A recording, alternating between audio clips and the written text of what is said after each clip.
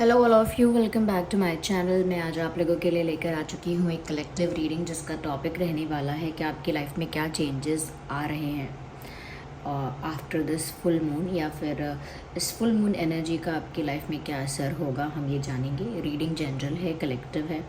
हो सकता है कि आपके साथ एक्यूरेटली रेजोनेट करे, हो सकता है सिर्फ कुछ परसेंट रेजोनेट करे। तो ओपन माइंडेड होकर सुनिएगा और ज़बरदस्ती अपने आप को रीडिंग में फिट इन करने की कोशिश मत कीजिएगा।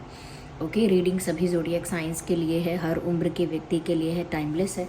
जब भी आप इस वीडियो तक पहुंचेंगे यह तभी आपके साथ रेजोनेट करेगा, फिर चाहे आप इस वीडियो तक कितने भी समय बाद क्यों ना पहुंचे हों। तो इस फुल मून के बाद आपकी लाइफ में क्या चेंजेस आ रहे हैं या क्या चेंजेस आ सकते हैं, हम ये देखेंगे। ओके, आइए रीडिंग स्टार्ट करते हैं without wasting any more time.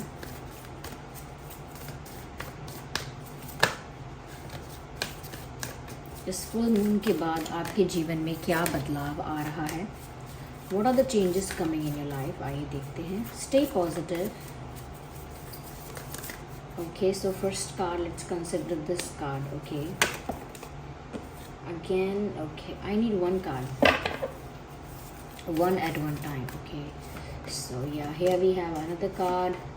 Okay, let's take one more. एक और कार्ड चाहिए बस, just one more.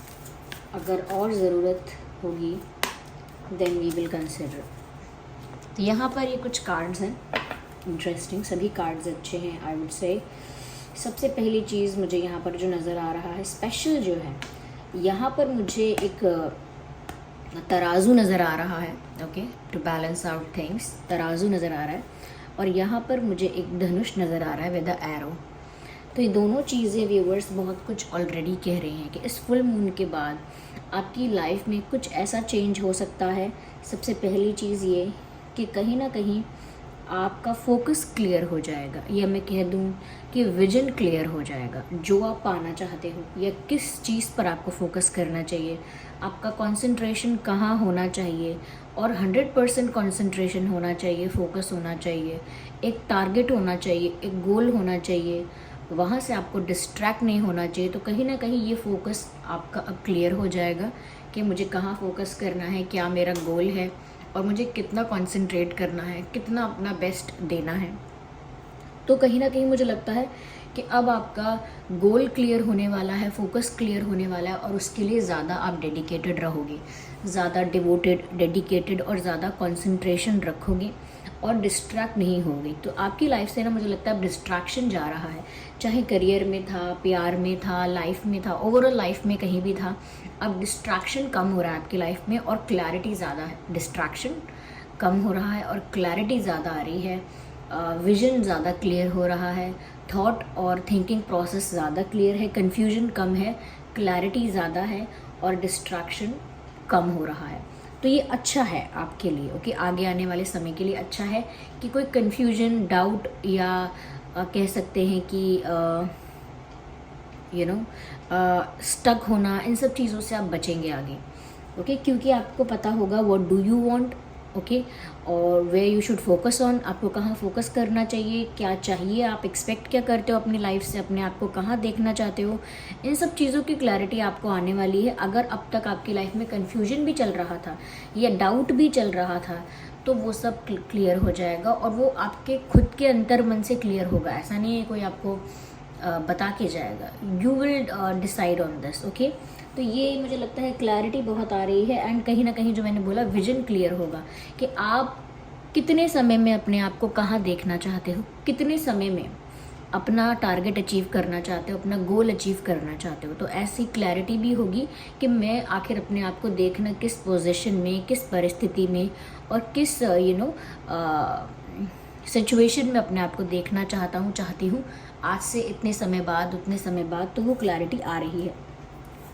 मैं यहाँ पर ये भी कह रही हूँ व्यूअर्स, फोकस है ज़्यादा, साथ ही साथ मुझे लगता है कि जो आप डिज़र्व करते हो, अगर वो डिले हो रहा था, अब तक बहुत वेट करना पड़ रहा था, या आपको लगने लगा था शायद मैं डिज़र्व करती ही नहीं या मैं करता ही नहीं। Okay, if you are praying for something, if you are doing hard work for something, if you were struggling for something, if you were suffering to get something, अगर आप कुछ पाने के लिए सफ़र भी कर रहे थे, स्ट्रगल भी कर रहे थे, तो वो सारा स्ट्रगल, सारा हार्डवर्क अगर कुछ रिटर्न में आपको नहीं दे रहा था और आपने क्लियर अपने आप को इस बात को समझा दिया था आपने, या मान लिया था, एक्सेप्ट कर लिया था कि वो आप डिज़र्व ही नहीं करते, शायद आपकी डेस्टिनी में ही नहीं है, थोड़ा सा गिव अप करने लगे थे आप, वो चाहे प्यार हो, आपका करियर हो, सपना हो आपका, समवेयर ऐसा लगता है जैसे आप उम्मीद छोड़ने लगे थे या उम्मीद टूटने लगी थी। लेकिन मुझे ऐसा लगता है कि आपकी लाइफ में ना अब आपको वो मिलने वाला है जो आप डिज़र्व करते हो। ये फुल मून इफ़ेक्ट नहीं कहूँगी मैं इसे कहूँगी कि ये डेस्टाइन टाइम है आपकी लाइफ में जब आपको वो मिलेगा जो आप डिज़र्व करते हो। कभी कभी ऐसा भी होता है ना, जिस चीज़ को आप बहुत बहुत ज़्यादा चेज़ करते हो और कभी कभी बहुत डेस्परेशन से भी चेज़ करते हो, वो चीज़ थोड़ी दूर हो जाती है आपसे, ईजी नहीं रहता उसको पाना, it becomes more hard to get that, मुश्किल और हो जाता है। बट आप जब थोड़ा सा लूज़ करते हो ग्रिप को तो वो चीज़ें अपने आप होती हैं। जितना ज़्यादा ग्रिप टाइट करके रखते हो आप, उतना ही ज़्यादा कहीं ना कहीं तकलीफ़ भी होती है और प्रॉब्लम भी होती है और इतना ज़्यादा हार्ड वर्क करने के बाद भी टफ लगता है। लेकिन when you lose the grip आपको कितना फ्री फील होता है और नेचुरली चीज़ें होती हैं। Ignore the background noise.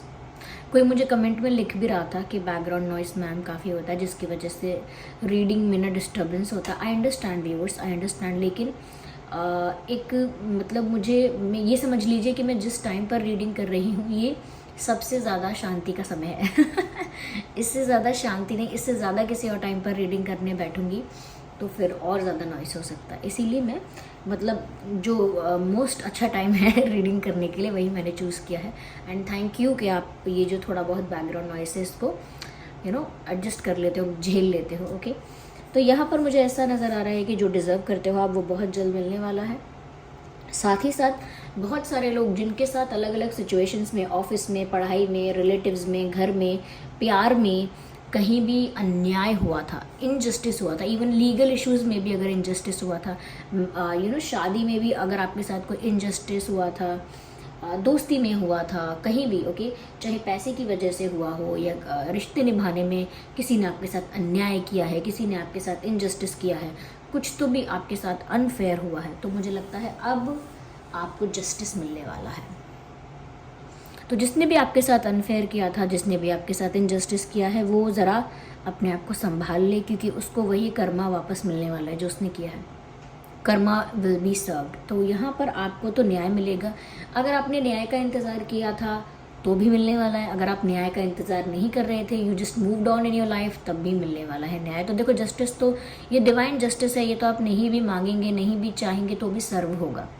बस यहाँ पर क्योंकि आप ये रीडिंग देख रहे हैं इसीलिए आपको पता चल गया है कि यस, डिवाइन जस्टिस होने वाला है जिसमें कर्मा सर्व किया जाएगा, और जिसने आपके साथ अन्याय किया था, जिसने आपके साथ इनजस्टिस या कुछ अनफेयर किया था, वो वही चीज़ अब अपने जीवन में फेस करेंगे। इसमें कोई बहुत अच्छी बात नहीं, कोई बहुत बुरी बात नहीं, क्योंकि हम सब जानते हैं जैसा करना है वैसा तो भरना है। तो इसमें किसी के लिए कोई हमने बुरा नहीं सोचा, किसी के लिए हमने कुछ अच्छा नहीं सोचा। वो तो ये है कि जैसा बीज बोया है वैसी फसल तो आनी ही है, तो इसमें शॉकिंग क्या और सरप्राइजिंग क्या, ठीक है। तो लेकिन आपके साथ जो अन्याय हुआ है वहाँ पर ये हो सकता है व्यूअर्स आपको कुछ बेटर मिलेगा, उस चीज़ के लिए कोई रिवॉर्ड, उस चीज़ के लिए कोई कह सकते हैं कि एक ऐसा कुछ एक्सपीरियंस मिल सकता है, या ऐसा कुछ आप लाइफ में प्राप्त करोगे जिससे आपको लगेगा कि जो मेरे साथ हुआ और जो मैं उस सिचुएशन से बाहर निकला या निकली, या जो लेसन मुझे उससे मिला, कहीं ना कहीं वो बहुत यूज़फुल है। ओके, मेरी लाइफ और अच्छे डायरेक्शन पे आ चुकी है आज। तो कई लोग अगर पहले कोई किसी को चीट करता है तो पहले वो लोग बहुत समय तक उस इंसान को बोलते हैं कि इस इंसान की वजह से मेरी ज़िंदगी ख़राब हो गई एंड ऑल दैट। लेकिन और ज़्यादा समय बीत जाता है, 5-10 साल, तो फिर लोग कहते हैं अच्छा हुआ उस इंसान ने ऐसा किया और मैं उसकी लाइफ से बाहर निकला या निकली, क्योंकि उसके बाद मेरी लाइफ बहुत बदली और अच्छा ही हुआ। आज मैं उसके साथ होती या होता तो और बुरी और मिजरेबल कंडीशन में होता। थैंक गॉड ऐसा हुआ। तो बाद में समझ में आता है why it happened and why it was necessary. तो हम एक्सेप्ट करते हैं अपनी डेस्टिनी को। जब नहीं पता होता, इनिशियली नहीं समझ में आता, तो हम ब्लेम करते हैं, क्रिटिसाइज़ करते हैं, और कहीं ना कहीं बहुत डिसअपॉइंटमेंट भी शो करते हैं। तो मुझे ऐसा लगता है लेकिन न्याय अब आपको मिलने वाला है। कहीं ना कहीं जीत की बात हो रही है आपकी कि आप जिस चीज़ को छुएंगे, जिस काम में अपना हाथ लगाएंगे, वहाँ पर आपको जीत मिलेगी। चाहे लीगल मैटर हो, कोई एग्ज़ाम हो, आपका परीक्षा हो, कोई आपकी बिजनेस में कुछ ऐसा कर रहे हैं आप, या कुछ क्रिएटिव भी अगर ऐसा कर रहे हैं, रिश्तों में भी कुछ अगर ऐसा स्टेप ले रहे हैं, तो ऐसा लगता है व्यूअर्स जीत आपकी होने वाली है। whatever you are doing, wherever you are putting your efforts in, ऐसा लगता है कि आपको वहाँ पर विजेता घोषित किया जाएगा। और उसमें शायद ऐसा भी आपको लग सकता है कि मैंने इतना भी एफर्ट नहीं लिया था और मुझे इतना बेनिफिट हुआ। वो डेस्टिनी आपको इस समय बेनिफिट देगी। आपकी जो प्लानिटरी पोजीशंस हैं इस समय, वो आपको फ़ायदा पहुँचाएंगे। जैसे हम कोई तुक्का मारकर किसी सवाल का जवाब दे दे और वो सवाल का जवाब सही निकले और हम जीत जाएं, तो क्या हमने उसके लिए प्रिपेयर किया? क्या हमें जवाब पता था? नहीं। इट इज़ जस्ट दैट कि डेस्टिनी उस समय आपका साथ दे रही थी। ओके, तो जैसे किसी को कहीं जाना हो वेकेशन पे, कहीं उसका प्लान हो ट्रैवल का, कोई ट्रिप हो उसकी, और फिर अचानक से उसका प्लान कैंसिल हो जाए, फिर वो आपको बोले चलो आप मेरी जगह आप घूम कर आओ क्योंकि मुझे तो काम है, आप एंजॉय करना। तो वो भी अचानक से आपको मिला क्योंकि प्लानिटरी पोजीशंस ऐसे थे कि आप एंजॉय करेंगे, ट्रैवल करेंगे, यू विल हैव फन, तो वो अपने आप हो रहा है। तो इसका मतलब ऐसा भी आपको लग सकता है कि इतना भी मैंने एफर्ट नहीं लिया। जैसे कभी कभी होता है ना कि इतने अच्छे मार्क्स कैसे आ गए, इतना अच्छा एग्जाम तो नहीं दिया था। तो कभी कभी ऐसा ही होता है जब हम खुद भी थोड़े से शॉक्ड हो जाते हैं कि हमने इतना भी हार्डवर्क नहीं किया था। तो यहाँ पर ऐसा ही लग रहा है व्यूअर्स कि जैसे आपको ना हर परिस्थिति में ना जीत मिलेगी, लेकिन उस जीत की वजह से आप थोड़ा सा एटीट्यूड में ज़्यादा या ओवर कॉन्फिडेंस में मत आ जाइएगा कि अरे किस्मत मेरा साथ दे रही है, अब देखो मैं दुनिया को दिखाता हूँ या दिखाती हूँ। ऐसा कुछ मत कीजिएगा क्योंकि प्लानिटरी पोजीशंस बदलते रहते हैं और आपके ही नहीं हर किसी के बदलते रहते हैं। आज फेवर में है, कल नहीं है। कभी कभी इंसान के कुछ साल जीवन में ऐसे होते हैं कि वो गलत काम भी करता रहता है, तब भी उसका जो पास्ट लाइफ का जो फल है वो उसको मिलता है, तो वो अच्छा उसके साथ होता रहता है। या फिर कुछ प्लानिटरी पोजीशंस उसके पास्ट लाइफ कर्मा की वजह से इतने अच्छे होते हैं, इतना अच्छा पोजीशन में होता है, अपनी पोजीशन में होता है वो अपनी लाइफ में कि उसे सब कुछ अच्छा ही मिलता है। किसी के साथ बुरा करने के बाद भी उसे अच्छा ही मिलता है। कुछ भी रॉन्ग कर रहा है तब भी उसको उस बात के लिए कोई पकड़ नहीं पा रहा है, कुछ गलत कर रहा है, लेकिन वो तब तक ही होता है जब तक आपके पुराने जन्मों के जो अच्छे कर्म हैं उनका आपको फल मिल रहा है। जैसे ही वो खत्म होते हैं उसके बाद एक डिक्लाइन शुरू हो जाता है। ओके, तो उस डिक्लाइन में जाना ही नहीं है, आपको ओवर कॉन्फिडेंट भी नहीं होना है। ये जान के रखना है कि ये जो मुझे मिल रहा है अपने आप डेस्टिनी से, ये मेरे पुराने जन्मों का है, पुराने किसी कर्म का फल है, इससे ज़्यादा नहीं है। तो इसके लिए मुझे इतना इतराने की ज़रूरत भी नहीं है। ऐसे दिमाग में रखना है, क्लैरिटी रखनी है। ओके, जो लोग क्लैरिटी नहीं रखते वो खुद कहते हैं अरे मुझे मिला है, मैं हूँ, ये सब मैं बंद कर दीजिए। मैं तो मेरा ये सब बहुत जल्दी जाने वाला है। I am not even lying. Okay, जो लोग थोड़ा भी समझ पाते होंगे कि मैं सिर्फ देखिए लव रीडिंग, क्योंकि आप लोगों का फेवरेट है इसलिए लव रीडिंग करती हूँ, लेकिन ये भी कुछ न देखिए ना, कुछ स्पिरिचुअल लर्निंग आपको लेनी चाहिए साथ में। आगे यहाँ पर व्यूवर्स आपकी लाइफ में ये चेंज नज़र आ रहा है कि कहीं ना कहीं मुझे लगता है कि आपका कम्युनिकेशन आपको बहुत हेल्प करेगा। आपका कम्युनिकेशन स्किल आपको बहुत आगे लेके जाएगा, आपके रिलेशंस में, आपके करियर में, आपका जॉब, आपका जो फील्ड है, या आपका जो भी whatever you like to do, आपका जो पैशन है उसमें भी ऐसा लगता है कि आपके कम्युनिकेशन स्किल्स आपको बहुत फ़ायदा पहुँचाएंगे। जैसे कुछ लोग चाहे राइटिंग में, रीडिंग में या और अच्छे किसी सब्जेक्ट में अच्छे नहीं हैं, फिजिक्स में अच्छे नहीं है, मैथ्स में अच्छे नहीं हैं, और अदर सब्जेक्ट्स में इतने अच्छे नहीं हैं, लेकिन उनका कम्युनिकेशन स्किल इतना इफेक्टिव है, उनका कम्युनिकेशन स्किल इतना अच्छा है कि उसी की वजह से वो लाइफ में काफ़ी आगे पहुंच जाते हैं, काफ़ी रिकॉग्निशन मिलती है उनको, काफ़ी ज़्यादा एक अच्छे पोजीशन पर भी पहुंच जाते हैं और वेल नोन हो जाते हैं, पॉपुलर हो जाते हैं, रिकॉग्नाइज्ड हो जाते हैं। तो यहाँ पर भी ऐसा लगता है व्यूअर्स कि आपको अपने कम्युनिकेशन स्किल्स को ना सप्रेस नहीं करना है और पॉलिश करना है। ये आपका टैलेंट है, आपका स्किल है, इसे और पॉलिश कीजिए और इसको नरिश कीजिए और इसको यूज़ कीजिए। ये आपका पावर बनेगा। आपका कम्युनिकेशन स्किल्स, चाहे आपकी लैंग्वेज पर कमांड है या आपके बात करने का ढंग, तरीका ऐसा है, बहुत इफ़ेक्टिव है, बहुत इन्फ्लुएंशियल है, इससे आपको बहुत फ़ायदा होगा। करियर में भी, प्यार में भी, पर्सनल लाइफ और प्राइवेट लाइफ, और क्या कह सकते हैं आपके करियर में, in every which way you will get benefit with this. Okay, तो अपने कम्युनिकेशन स्किल को ज़्यादा से ज़्यादा यूज़ कीजिए। यहाँ पर मुझे ऐसा लगता है व्यूअर्स हो सकता है हो सकता है जब आपको ऐसी चीज़ें मिल रही हो लाइफ में जो आपको लगेगा कि अच्छा मुझे ये मिल रहा है वो मिल रहा है, तो ऐसा भी हो सकता है कि आपको ऐसा लगे कि मैं इससे बेटर डिज़र्व करता था। आपने मुझे ये साइकिल ला के दी है लेकिन मैं तो एक बाइक डिज़र्व करता था, या फिर यूनिवर्स ने मुझे ये एक घर ला के दिया है छोटा सा लेकिन मैं तो बंगलो डिज़र्व करता था। तो अपने आप से नहीं सोचना है कि मैं क्या डिज़र्व करता था और मुझे ये क्यों मिला है। जो आपको मिलता है by the grace of God, जो मिलता है आपको उसे हैप्पीली ग्रैटिट्यूड के साथ एक्सेप्ट करना है और एडजस्टमेंट्स करने हैं। अभी आप एडजस्टमेंट्स करेंगे तो आगे शायद आपको वो भी मिल सकेगा जो आपने इमेजिन भी नहीं किया, शायद वो भी मिल सकेगा जो आप पॉसिबल भी नहीं समझते अपने लिए।